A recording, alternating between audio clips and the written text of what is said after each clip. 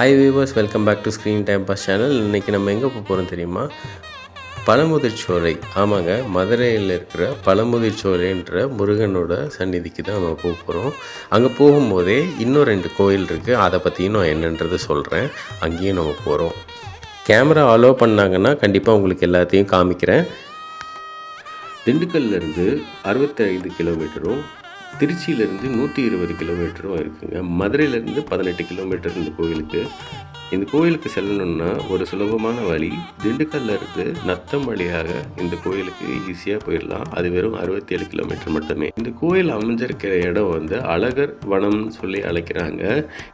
பழமுதிர்ச்சோலை அப்படின்னு அழைக்கிறாங்க. அப்புறம் சோலை வனம்னு அழைக்கிறாங்க. ஒரு முக்கியமான விஷயம் என்னென்னா, அந்த இடத்துலையே 4 திருக்கோயில்கள் இருக்குது. ஒன்று அழகர் சுவாமி, அதாவது பெருமாள் சந்நிதி. அப்புறம் 18ஆம் படி கருப்பசாமி அப்படின்ற ஒரு சந்நிதியும், மேலே ராக்காயி அம்மன் அப்படின்ற ஒரு சந்நிதியும், அதன் அருகிலே தான் நம்ம பழமுதிர்ச்சோலை முருகன் ஆறுபடை வீடான ஒரு சந்நிதியும் இங்கே அமைந்திருக்குங்க. இந்த இடம் இயற்கை சூழலால் சூழ்ந்திருக்கிறதுனால பார்க்கறதுக்கு ரொம்ப அழகாகவே அருமையாகவும் இருக்குதுங்க. இந்த திருக்கோயில் அத்தனையுமே 2000 வருடத்துக்கு முன்பாகவே தோன்றியதுன்னு தமிழ் இலக்கியத்தில் குறிப்பிட்டிருக்காங்க. இன்னொரு ஆச்சரியத்துக்குரிய விஷயம் என்னன்னு தெரியுமா?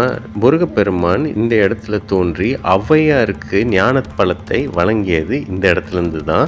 இதை நிரூபிக்கும் விதமாக தான் இந்த இயற்கை வளங்களும் இந்த கோயிலோட அமைப்பு, சிற்பங்கள் எல்லாமே நம்மளுக்கு 2000 வருடங்களுக்கு பழமையானது அப்படின்றத ஆணிபூர்வமாக நிரூபிக்கும் விதமாக எல்லாமே அமைஞ்சிருக்கு. அதிசய நூபுர கங்கை அப்படின்னு ஒரு இடத்த அழைக்கிறாங்க. அந்த இடம் இந்த முருகன் சந்நிதிக்கு மேலே தாங்க இருக்குது. அந்த கோயிலிருந்து தான் தீர்த்தத்தை அழகர் சுவாமி ஆற்றில் இறங்கும் அந்த நாளில் அங்கேருந்து தான் முதல் தீர்த்தம் எடுத்து கொண்டு போய் அவருக்கு அபிஷேகம் பண்ணுவாங்க அப்படின்னு சொல்கிறாங்க. நூபுர கங்கைன்ற இடத்த சிலம்பாறுன்னு அழைக்கிறாங்க. அழகர் சுவாமி கோயிலில் இந்த தீர்த்தத்தை வச்சு தான் பிரசாதமே தயார்படுத்துகிறாங்க அப்படின்ற ஒரு உண்மையும் நான் இங்கே வந்ததுக்கப்புறம் தான் தெரிஞ்சுக்கிட்டேங்க. நூபுர கங்கைன்னு அழைக்கப்படும் சிலம்பாறு இந்த இடம் மலை உச்சியிலிருந்து தன்னைத்தானே வீழ்ச்சியாக கீழே விழும்படி ஒரு இடத்துல அமைக்கப்பட்டிருக்குங்க. இது கங்கை நீர், அதாவது சிவபெருமானின் தலையிலிருந்து விழும் ஒரு புனித நீராக கருதப்படுகிறது. இந்த நீரை வச்சு தான் நம்ம அழகர் சுவாமி கோயிலில் அபிஷேகங்களும் அதனுடைய பிரசாதங்களும் தயாரிக்கப்படுதுன்றதை இங்கே நம்ம தெளிவாக பார்க்க முடியுதுங்க. இதை நிரூபிக்கும் விதமாக தான் இந்த இயற்கை சூழலும் இந்த பழமை வாய்ந்த மலையும் அமைஞ்சிருக்கு. இந்த நூபுர கங்கைன்னு அழைக்கப்படும் நீர்வீழ்ச்சி விழும் இடத்தில் தான் நம்ம ராக்காயி அம்மன் கோயிலும் அமைஞ்சிருக்கு. இங்கே வரும்போது இந்த கோயில்லையும் நீங்கள் தரிசிச்சுட்டு நீங்கள் கீழே இறங்கலாம்.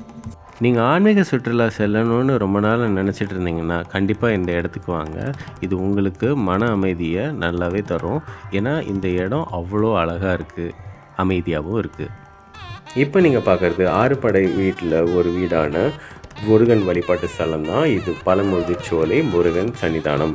இந்த சன்னிதானத்தில் புகைப்படம் எடுப்பதுக்கு தடை விதிச்சிருக்காங்க. அதனால் நான் என்னால் ஃபோட்டோ எடுக்க முடியல. நீங்கள் இங்கே வந்தீங்கன்னா கண்டிப்பாக இங்கேருந்து ஒரு ஃபோட்டோ எடுத்துக்கோங்க. நம்ம அடுத்து பார்க்க போகிறது நூபுர கங்கைன்னு அழைக்கப்படுற சிலம்பாறு அப்படின்னு நீர்வீழ்ச்சியை பற்றி பேசினேன் இல்லையா? அந்த நீர்வீழ்ச்சிக்கு செல்லும் வழியும் இது தான். ராக்காயி அம்மன் கோயிலுக்கு செல்லும் வழியும் இதே தாங்க. இந்த படிக்கட்டு வழியாக தான் நம்ம ஏறி செல்ல வேண்டும். இப்போ பார்க்குறீங்களே, அதான் அந்த புனித நீர் இங்கே விழுது. சிறு கற்களை வச்சு வீடு கட்டினா இங்கே வீடு கட்டிடலாம் அப்படின்னு ஒரு ஐதீகமும் ஃபாலோ பண்ணுறாங்க. இப்போ நீங்கள் பார்க்குற மரம் தாங்க ஞானப்பழ மரம். இந்த மரத்துலேருந்து தான் ஞானப்பழத்தை ஔவையாருக்கு முருகர் வழங்கியதா நம்ம சங்க இலக்கிய வரலாறு கூறுது. பார்க்குறது அழகர் சாமி திருக்கோயிலோட கோயில் கோபுரம் தாங்க. இதில் அருகில் அழகர் சாமி கோயிலுக்கு காவல் தெய்வமாக இருக்கிற 18ஆம் படி கருப்பண்ண சுவாமி திருக்கோயில் இங்கே தாங்க இருக்குது. இது வருஷத்தில் ஒரு வாட்டி தான் இந்த கோயிலை திறப்பாங்க. அது ஆடி மாதம் பௌர்ணமி அன்னைக்கு திறப்பாங்க. ஹாய் வியூவர்ஸ், இந்த வீடியோ உங்களுக்கு ரொம்ப பயனுள்ளதாக இருக்கும்னு நான் நம்புகிறேன். இந்த வீடியோ பார்த்துட்டு இந்த கோயிலுக்கு நீங்கள் விசிட் பண்ணியிருக்கீங்கன்னா கண்டிப்பாக என்னோடய வீடியோவில் ஒரு கமெண்ட் ஷேர் பண்ணுங்கள். இந்த கோயிலுக்கு ஏற்கனவே வந்தவங்க நான் ஏதாவது சொல்ல மறந்துருந்தனாலும் இந்த வீடியோவில் கமெண்ட்ஸில் ஷேர் பண்ணுங்கள். அதை பார்த்து மக்களும் தெரிஞ்சுக்குவாங்க. இந்த வீடியோ உங்களுக்கு பிடிச்சிருக்கோன்னு நான் நம்புகிறேன். அதனால் லைக் பண்ணுங்கள், ஷேர் பண்ணுங்கள், கமெண்ட் பண்ணுங்கள். நம்ம சேனலை சப்ஸ்கிரைப் பண்ணாமல் பார்க்குறவங்க சப்ஸ்கிரைப் பண்ணி பாருங்கள். அப்போ தான் நம்ம போடுற வீடியோஸ் எல்லாமே உங்களுக்கு வந்து சேரும். இன்னும் பல வீடியோஸோட உங்களை மீண்டும் சந்திக்கிறேன். Until then, it's bye from Screen Time Pass channel. உங்கள் தொகுப்பாளர் விஜய்.